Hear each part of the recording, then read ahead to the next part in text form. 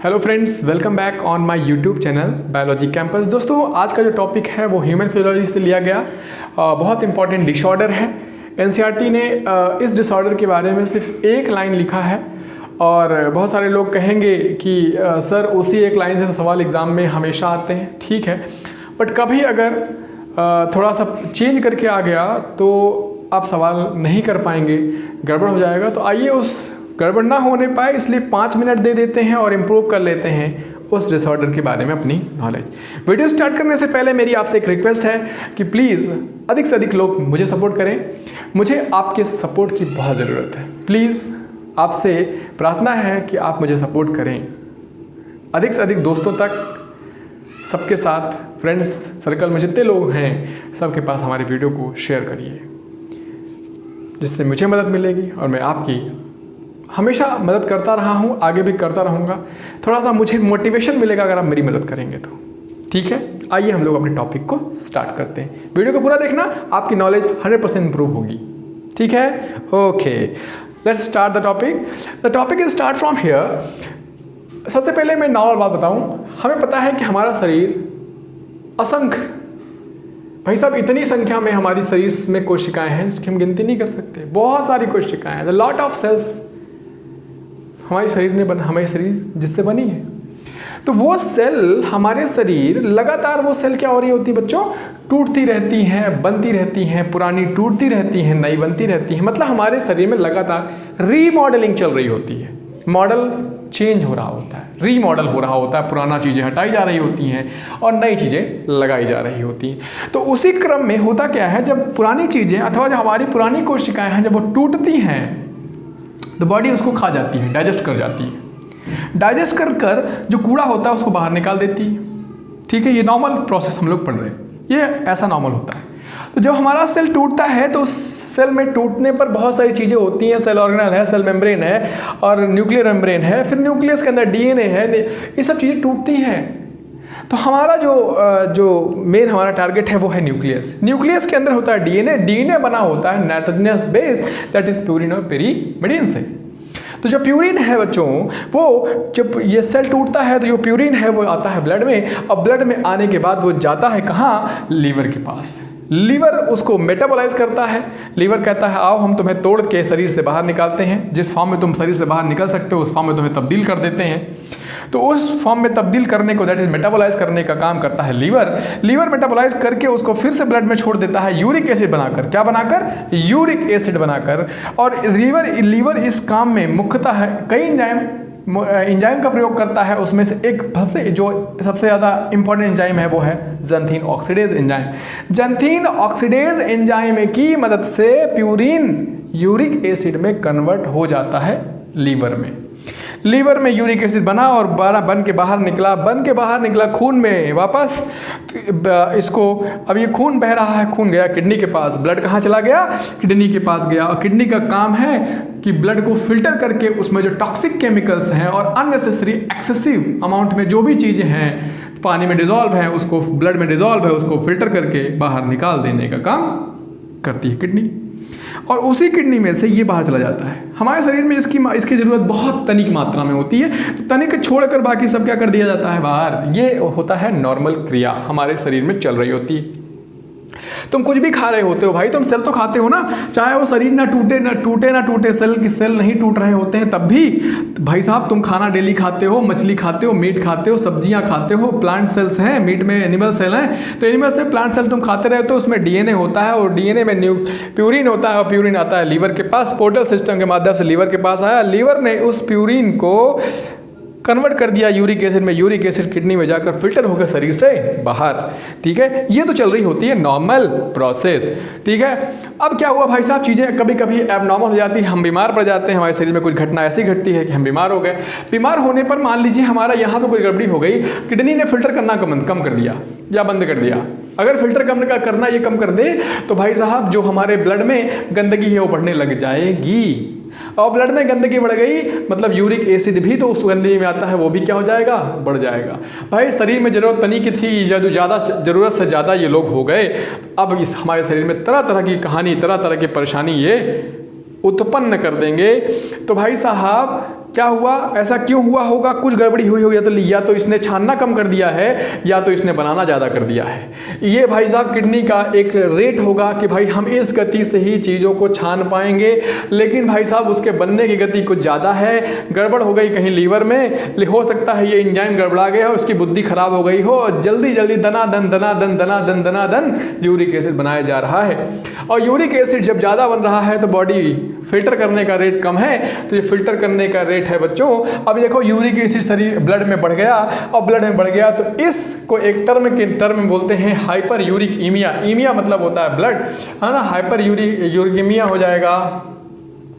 ठीक है, तो ईमिया में मतलब ब्लड में यूरिक एसिड की मात्रा क्या हो गई, हाइपर हो गई, ज़्यादा हो गई। नॉर्मल रेंज जो यूरिक एसिड की ब्लड में होनी चाहिए वो 3 से 7 मिलीग्राम पर डेसीलीटर होना चाहिए, लेकिन भाई साहब 40, 50, 60, 70, 80 पहुंच गया है, ठीक है, पर डीएल में। तो गड़बड़ा गया मामला। अब जरा सुनो, छानने की रफ्तार अगर गलती से घट गई, या अगर छानने की रफ्तार तो वही है नॉर्मल और बनने की रफ्तार ज़्यादा हो गई, तो भाई साहब ब्लड में मात्रा ज़्यादा है। अब ब्लड में मात्रा अगर ज़्यादा है बच्चों तो ये क्या होगा, ये जो यूरिक एसिड के पार्टिकल्स हैं वो ब्लड में खूब सारी संख्या में हो जाएंगे। छान रहे हैं, छानने के ये लोग गए, कहें भाई हम ज़्यादा, हमको बाहर निकालो, हम गड़बड़ करेंगे, यहाँ हमको बोला गया बाहर निकालने के लिए हम आए। तो किडनी ने कहा भाई साहब तुम रुको, ठहरो, तुम्हारा नंबर आएगा थोड़ी देर में। ये लोग लाइन लगाए हैं, खड़े हैं, लेकिन खड़े खड़े गए थक, क्योंकि भाई साहब नंबर आएगा बड़ा देर, थक गए, तो सेटल डाउन हो गए। जब यहाँ पर यूरिक एसिड के पार्टिकल क्या हो गए, सेटल डाउन हो गए, और सेटल डाउन हो गए तो आपस में गए चिपक, और चिपक गए तो भाई साहब ये कहते हैं ना कण कण से, है ना, बूंद बूंद से घड़ा भरता है, वही हुआ यहाँ पर, बूंद बूंद से घड़ा भर गया। ये पार्टिकल छोटे छोटे कण आपस में चिपक गए, एक बड़ा बड़ा क्रिस्टल बन गया, पत्थर तैयार हो गए शरीर में भाई साहब, है ना, छोटे छोटे कण बन गए। ये थे जो माइक्रोस्कोपिक थे, अब ये सरसों के दाने जैसे हो गए, दिखाई देने लगे ब्लड में, लेकिन बह रहे हैं अभी भी, ब्लड में अभी भी बह रहे हैं। और ये जो क्रिस्टल बना भाई साहब, ये रुके थे, ठहरे थे, चिपक गए, ठहरे ठहरे थक गए तो चिपक गए, और चिपक गए तो क्रिस्टल बन गया। हजारों की संख्या में थे, लेकिन कुछ सैकड़ों के पार्टिकल दिखने लगे। अब भाई साहब अगर इस समय ब्लड की जांच करवाई होती तो हो सकता है हमें ब्लड में यूरिक एसिड बढ़ा हुआ मिल जाता, रिपोर्ट आती भैया यूरिक एसिड बढ़ा हुआ। लेकिन जब ये क्रिस्टल बन गया तो अब अगर इस समय निकालोगे, रिपोर्ट निकालोगे, तो भाई साहब अब रिपोर्ट फिर से नॉर्मल आ जाएगी, क्योंकि ये खून निकालोगे नली में तो ये खून की सुई में बहुत दिखाई नहीं देंगे। ठीक है, अब हमको यूरिक एसिड क्या दिखाई देगा, नॉर्मल है भाई, नॉर्मल है। कहोगे भाई रिपोर्ट आई नॉर्मल है, तुम्हें गाउट ना है भाई, लेकिन नहीं, ऐसा नहीं है, गाउट है, क्योंकि ये यूरिक एसिड क्रिस्टल बन गया। यूरिक एसिड क्रिस्टल बॉडी में लगातार सर्कुलेट दौड़ रहा है, और दौड़ के जहाँ जहाँ जगह पाया वहाँ वहाँ रुक गया, वहाँ वहाँ ठहर गया, जम गया, जमाओ अपना जमाड़ा बना लिया। मतलब कहाँ कहाँ जम सकता है बच्चों, ये स्किन में जमा हो सकते हैं, ये किडनी में जमा हो सकते हैं, किडनी में जमा हो गए, किडनी में पत्थरी बना लेते हैं, मतलब यूरिक एसिड के क्रिस्टल यूरिक एसिड स्टोन बना लेते हैं, पत्थर और बड़ा हो गया। यूरिक एसिड क्या बन गई, स्टोन कहाँ बन गई, किडनी में, सॉफ्ट टिश्यूज में बन गई, नाक के टिप पर बन गई, ईयर लोब्स में अकोमोडेट, और जहाँ जहाँ सॉफ्ट टिश्यू वहाँ वहाँ इसका अकोमोडेशन हो सकता है। लगातार हमारे शरीर में परेशानी बढ़ती जाएगी, आदमी थका हारा महसूस करेगा, बीमार महसूस करेगा। अच्छा, सबसे इंपॉर्टेंट बात, आदमी को परेशानी तब दिखाई देती है जब उसको चलने फिरने में समस्या होने लगी। अब ये जाएगा डॉक्टर के पास। अब इसके हुआ क्यों, जॉइंट्स में समस्या क्यों आ गई, क्योंकि जो यूरिक एसिड क्रिस्टल थे वो जाकर जॉइंट्स के बीच में, दो हड्डियों के बीच में जॉइंट्स होता है, जॉइंट कैप्सूल के अंदर घुसकर वो लोग वहाँ साइनोवियल फ्लूइड के अंदर जाकर पार्टिकल क्या हो गए, इकट्ठा हो गए। अब जब ये फिर दो हड्डियों के बीच में इकट्ठा हो गए, साइनोवियल फ्लूइड के अंदर एक क्रिस्टल पहुँच गया। अब भाई साहब जब ये चलेंगे तो ये चल नहीं पाएंगे, क्योंकि वहाँ पर क्रिस्टल आ गए, और वो क्रिस्टल वहाँ पर, अब जब क्रिस्टल कहीं पर अनवांटेड चीज़, जहाँ पर जिसकी ज़रूरत नहीं है, जो नहीं वहाँ नहीं होना चाहिए, वहाँ पर अगर पहुँच जाए कोई चीज़, तो हमारे शरीर का इम्यून सिस्टम मतलब हमारे WBCs वहाँ पहुँच जाएंगे, कहेंगे भाई तुम कहाँ आ गए, हटो। इसके जब यहाँ पर WBC आकर उस यूरिक एसिड क्रिस्टल के अगेंस्ट एक्शन लेने लगते हैं, उसको हटाने लगते हैं, तो भाई साहब अगर बैक्टीरिया वायरस होता तो मार देते, लेकिन नहीं मार पा रहे हैं क्योंकि वो तो नॉन लिविंग पार्टिकल है, लेकिन लगे हैं हटाने में, भिड़े हैं, युद्ध चल रहा है, लड़ाई कर रहे हैं, दंगा कर रहे हैं। उस चक्कर में वहाँ पर चीज़ें गर्मी है भाई, जहाँ लड़ाई होती है वहाँ गर्मी हो जाती है, ये लाल पड़ जाएगा, लड़ते लड़ते खून बहेगा, भाई लड़ाई में खून बहता है तो चीज़ें वहाँ लाल हो जाएंगी। लाल होने का सेंस ये है बच्चों, क्योंकि वहाँ की जो ब्लड वेसल्स होती हैं वो डायलेट हो जाती हैं। बात समझ में आएगी, आप कॉलेज जाओगे ना, पढ़ोगे तो इसको बहुत अच्छे समझ में आएगा कि क्या होता है, घटना क्या घटती है। ब्लड वेसल डायलेट हो जाती हैं, डायलेट जब होती हैं तभी WBC बाहर निकल पाते हैं, क्योंकि ब्लड वेसल में बह रहे हैं, वो ब्लड वेसल के साथ इंटैक्ट होते हैं, मतलब वो आपस में बहुत अच्छे से सटे होते हैं। लेकिन जब ज़रूरत पड़ती है कि भाई साहब ज़रूरत है WBC के बाहर आना चाहिए, तो ये थोड़ा सा अब गैप क्रिएट करते हैं, वहाँ से WBC डायलेट हो जाती हैं। ये डायलेट हो जाती हैं, वही डायलेटपन यहाँ पर रेड कलर का, भाई जब डायलेट हो गई तो एक जगह पर पॉन्ड बन जाएगा खून का, वहाँ पर खून इकट्ठा होने लगेगा तो वहाँ पर लाल हो जाएगी जगह। वो जो गोरा गोरा आदमी होगा उसमें दिखाई देगा आसानी से, वो जगह सूजन हो जाएगी, वहाँ पर सूजन आ जाएगी, वो जगह सूजा सूजा महसूस करेगा, दिखाई देगा, सूजा सूजा लगेगा। और वहाँ दर्द जब चलेगा, ये चलेगा, फिर नॉर्मल भी दर्द करेगा, और चलने फिरने में तो असहनीय दर्द करेगा, बहुत दर्द करेगा भाई साहब। और शुरुआती में ये जो गाउट में छोटे जॉइंट्स जो होते हैं, स्मॉल जॉइंट्स जो होते हैं वो इन्वॉल्व होते हैं, लेकिन जब बीमारी अपने एक्सट्रीम पोजीशन पे, चरम सीमा पे पहुँचती है तो हमारे बड़े बड़े जॉइंट्स और शरीर के अलग अलग अंग भी परेशान हो सकते हैं।